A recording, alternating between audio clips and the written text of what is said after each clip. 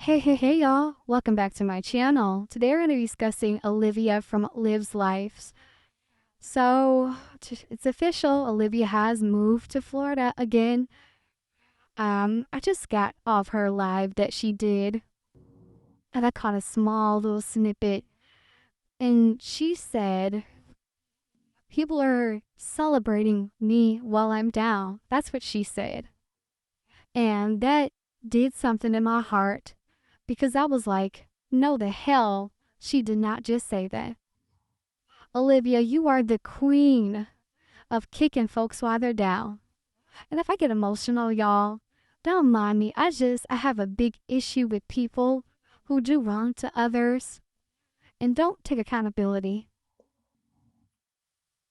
The fact that you can say that, Olivia, is so, it blows my mind. Let's start off. Let's start from the top. Your YouTube career. You kicked Passion Jones while she was in transition, while she was trying to change her life. You kicked Chrissy when she was down. You made fun of her alleged miscarriage at the time. You made fun of her custody battle with Cash's father. You laughed at her husband leaving her while she was a few months pregnant. You laughed at her having multiple baby daddies. You laughed at her when she went through her domestic violence situation. You accused her of having HIV. You have kicked her while she was going through and while she was down and out. You laughed at Jasmine's alleged domestic violence. You laughed at Jasmine, disabled sister. You laughed at her situation with her mother. You laughed at Kiara from Life of Cassell's or Life of Kiara when her and Desmond was going through their separation. You laughed at Yanni Bonnie B for having miscarriages and stillborn babies. You laughed at her grandmother passing away. You laughed at her father passing away. You laughed at her baby father being shot and having to wear a bag. You talked about her child's looks. You laughed at her when she had her situation where she had to sleep in her car for a few days. You laughed at Gerard when his grandmother passed away. You laughed at Antonisha and her fertility issues or what you think are her issues. You laughed at Nisi when her child died and you blamed her for it. You laughed when he was alive and you said that he was disabled. You laughed at life. You laughed at Key in her family situation. You laughed at her mother being an addict. You laughed at her mentally ill brother. You laughed at so many people. You laughed at Tasha, TMR's mother passing away. You have laughed at so many people while they were going through the hardest points in their life. You laughed at them. You kicked them while they were down. And I'm probably missing some folks. So if I am, y'all let me know in the comment section. You have laughed at everybody when they were at their lowest fucking point. And the balls of you to get on this platform and to say that people are celebrating you going through what you're going through. People warned you years ago that you were going to go through this because of your behavior and the patterns that you have been, the path that you've been on. People are probably celebrating because you have laughed at them in their darkest times. People are probably celebrating because people don't like you. People are probably celebrating because they knew this was going to happen. They knew this time was going to come where you were going to yet again hit rock bottom because of your ego. And the fact that you can say you wasted 5 years of your life when the last 5 years you've been supposedly fighting for custody of your children, I thank you for saying that. And I hope your children see that you think that they're a waste of time. You don't think anything of them. And I hope this is all worth it to you. I hope you sleeping with Gerard. I hope these 5 years of just chaos for you is worth it in the end. I think what really bothers me is you are 35 years old and you still can't take accountability for your actions. I think what's also hurtful is you have victimized yourself in every situation you have caused. It's so funny to me how you can do so wrong to other people, but the minute they respond, the minute they react, the minute they meet you with that same energy, they are the bad guys. And it's disheartening because you have really told yourself these lies. Watching you, because I'm not a cold-hearted bitch, I feel bad for you. I'm not gonna lie. I can feel your energy. You're down and out. And you don't know where to go.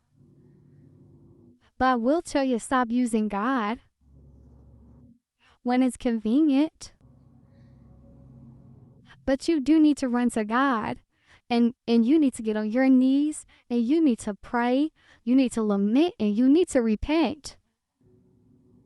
And I'm saying all that because guess what? At one point in my life when I was at my lowest and I had nothing was working and I had to get on my knees and cry out to God to help me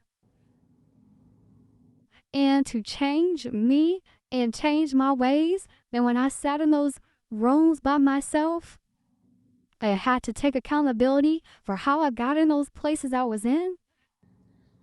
Life started to look good for me. But until you can sit down and get on your knees and really be honest with God and yourself, nothing's going to change. All that talk that you're doing is just talk. And again, like I said, it's not the first time you've done this come to Jesus moment. You've done it for the last, since you've been on this platform. You always have these come to Jesus moments, and then not even the next day or the next week you back on the bullshit. So it's like, that's another reason why people can't take you serious and why people don't feel bad for you, because you use God when it's convenient, just like you do everybody else. You use people, you use things when it's convenient for you. And you have no real connection to anything, because in your mind your mind is cluttered with filth. And I even prayed before I did this reaction video that God, let me give grace, let me be kind, but also let me tell the truth. I really did pray before I did this reaction video, and I started to pray even the last video, like before I do these reaction videos, because you are in a very fragile spiritual, mental state, emotional state. Something told me to start praying before I do these videos. And so if I come across slightly, not as aggressive, just know that this is God. I curse, I'm telling the truth, but this is God, because this girl is Olivia is in a fragile spiritual, emotional, mental state right now. And what I don't want to be responsible is I don't want my words to harm others. But what I will do is tell the truth and let the record reflect, Olivia. You have laughed at people in their darkest hours. And I don't want you to ever forget that. I don't want you to ever let that slide.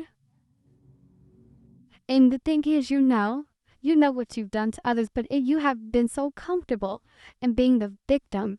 You don't even see yourself as a victor. You can't even see yourself being a victor, because you have made yourself the victim in everything. So you can't imagine being a victor in anything. You can't even see yourself as, hell, I started this, but that person didn't deserve that, so let me apologize. You don't even see it. But right now, you're in a very fragile state. And so I want to make sure I use the right words. I want to make sure I am not as harsh as I used to be. Because, like I said before, this girl, she has nothing to lose. And I am grateful that the children, Kailani and AJ, are in other people's care at the time. That's all I can say. And I just pray for the Webb children to stay safe and stay far away from that lady. Olivia is not well. Thank you. Be sure to like, comment, subscribe.